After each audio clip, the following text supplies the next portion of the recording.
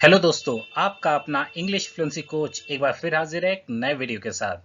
और आज की वीडियो में मैं आपको सिखाने वाला हूं ग्रामर के कुछ रूल्स। और ये रूल्स किसी भी आप कॉम्पिटिटिव एग्जाम में, किसी भी रिटन टेस्ट में या किसी भी ओरल टेस्ट में बहुत काम में आने वाले हैं। तो चलिए आज की क्लास शुरू करते हैं। ईच अदर और वन अनदर दोनों का ही मीनिंग होता है एक दूसरे से या एक दूसरे को। लेकिन ईच अदर दो व्यक्ति या दो लोगों के लिए आता है और वन अनदर दो से अधिक व्यक्तियों या वस्तुओं के लिए आता है। Ajay and Vijay dislike each other. The two students argued with each other. यहाँ पे दो लोगों की बात थी इसलिए ईच अदर आया। A group of boys were sitting in the garden and talking to one another. Wise people do not waste time quarreling with one another. यहां पर दो से ज्यादा लोग हैं इसलिए वन अनदर आया है। दोस्तों कुछ वर्ब्स होती हैं जैसे कि absent, enjoy, avail, behave। इनके बाद अक्सर my self, your self, himself, her self, it self, our self या देम सेल्फ आता है सब्जेक्ट के अनुसार। She absented herself from the office today. Enjoy yourself. The years go by as quickly as you wink. तो दोस्तों अगर यहाँ पे हर सेल्फ या योर सेल्फ हटा देंगे तो ये सेंटेंस गलत हो जाएगा। और दोस्तों कुछ और वर्ड्स होते हैं जिससे कि all, any, none, only, alone, nothing.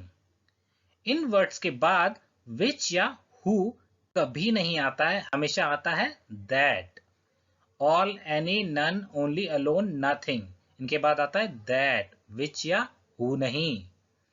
Man is the only creature that can think consciously. All that glitters is not gold. Between और among या amongst, इन दोनों का ही मीनिंग होता है बीच में या के बीच में। लेकिन यदि हम दो व्यक्ति या दो वस्तुओं की बात करते हैं तो between आता है, और दो से ज्यादा व्यक्ति या वस्तुओं की बात करते हैं तो among आता है या amongst आता है। I was sitting between Shiva and Ganga. They have got this shirt in size 38 and size 44, but nothing in between. तो दोस्तों यहाँ दो व्यक्तियों या दो चीजों की बात हो रही थी इसलिए between आया है। He feels nervous among strangers. After his death, his money was divided among his children. यहाँ पर strangers और जो children है वो दो से ज्यादा हैं इसलिए यहाँ पे among आया है। Use of fewer and less. दोस्तों ये दोनों ही कंपैरेटिव डिग्री हैं और fewer जो है वो काउंटेबल नाउन के साथ आता है और लेस जो है अनकाउंटेबल नाउन के साथ आता है। No fewer than 50 passengers were killed in the accident. Women now spend fewer hours in the kitchen. यहां पर पैसेंजर्स और आवर्स दोनों ही काउंटेबल नाउन्स हैं इसलिए fewer आया है। Less effort was put forth and thus we didn't get the desired results. Women now spend less time in the kitchen. यहां पर एफर्ट और टाइम का जिक्र किया गया, दोनों ही अनकाउंटेबल नाउन है इसलिए यहां लेस आया है। दोस्तों जब परिवार के सदस्यों की बात की जाती है तो एल्डर या एल्डेस्ट आता है, और जब बाकी किसी व्यक्ति की बात की जाती है तो ओल्डर या ओल्डेस्ट आता है। He is the eldest son. Meera is eldest of the three sisters. यहां पे देखिए परिवार के सदस्य सन और सिस्टर की बात हो रही है इसलिए यहां पे एल्डेस्ट आया है, ओल्डेस्ट नहीं। My uncle is older than his boss. Satyam is elder to Shivam. Uncle और जो बॉस हैं उनके बीच कोई पारिवारिक संबंध नहीं है इसीलिए वहां ओल्डर आया है, और ओल्डर के बाद आता है देन, लेकिन एल्डर के बाद आता है टू।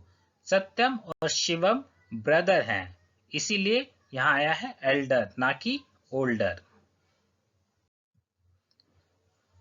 दोस्तों कुछ एडवर्ब्स होती हैं जो नेगेटिव्स होती हैं, जैसे कि हार्डली, स्केर्सली, बेयरली, रेयरली एटसेट्रा। इसलिए इनका जब यूज किया जाता है तो सेंटेंस में नॉट नहीं आता है। I could hardly expect that to happen. He scarcely recognized me. He earns barely enough money to pay his rent. People rarely live up to 100 years. तो दोस्तों अगर इन सेंटेंसेस में हम नॉट लगा देते तो ये सेंटेंसेस हो जाते गलत। कुड नॉट हार्डली नहीं होगा।